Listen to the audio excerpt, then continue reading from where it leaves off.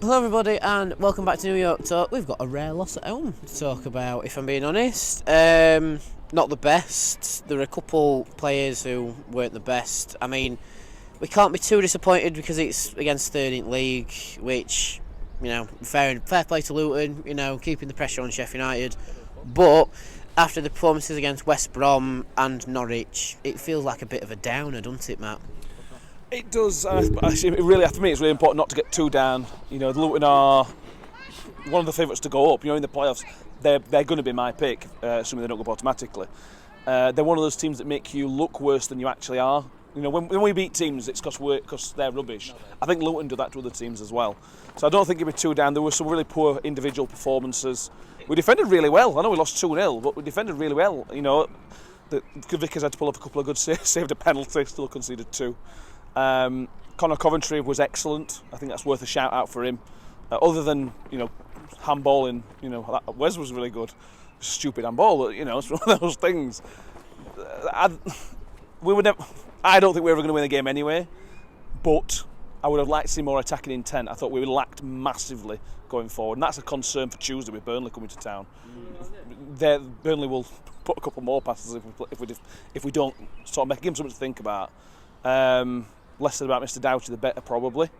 But that's not going to define our season, is it? Nobody else has won, so there are positives that we've studied before this season and gone. I don't know where there are any positives. There are still quite a lot of positives to take out of that game for me, and that's a positive in itself.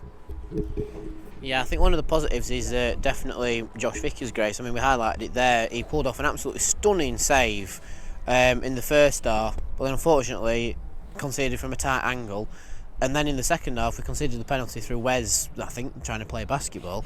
And he saved the penalty itself, but then suffered the rebounds and conceded. I mean, it's a strong performance from Josh Vickers, to say the least, isn't it? Yeah. I mean, he's done really well. To say we might be a bit out of place because Victor's got his injury, but I think he's with Victor and Josh. It's like you've got two equally good keepers. You've got Victor, which is your first team keeper, and then you've got Josh, who's just equally as good. So I think he's done pretty well. I mean, obviously he's conceded them too, but it's just probably not as much help from the back line as we usually get as well with Victor. Yeah, it's a shame we can't play with two goalkeepers, isn't it? I think we need to check the rules on that one.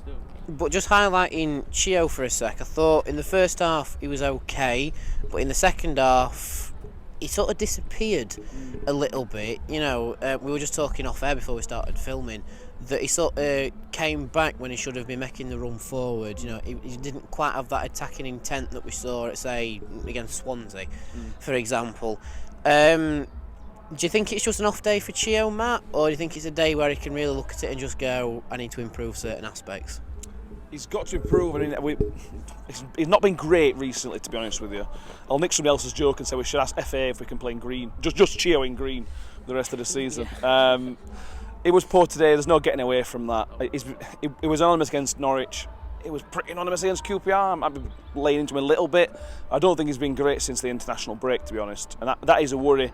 He looked lost up top with Hugo. Hugo was running about winning loads of headers, and Chio was just 3 steps behind where he should have been. He's not reading the game particularly well at the minute, which is maybe a confidence thing. I don't know, because we know how good Chio can be. But again, he's not a striker. Maybe we should have started Kelly there and not started Chio. I mean, I know Chio's pace is a threat, but he's dropped off massively at the minute. So for me, for Tuesday, if we're going to play a similar formation Tuesday, I'd be thinking about a change there. Keena came on and was really, really good on the left-hand side, so could he do it on the right? I know Foster was poor today. I'd be thinking about dropping Chio, but then that sounds stupid. Don't you know how good Chio can be? But is that a stupid thing to drop him because you're missing out on a lot of potential there? Hopefully it's just a couple of games off, but we need if we're going to pick up results against Luton and Burnley and teams like that, you can need Chio on his game, and he was nowhere near his game today.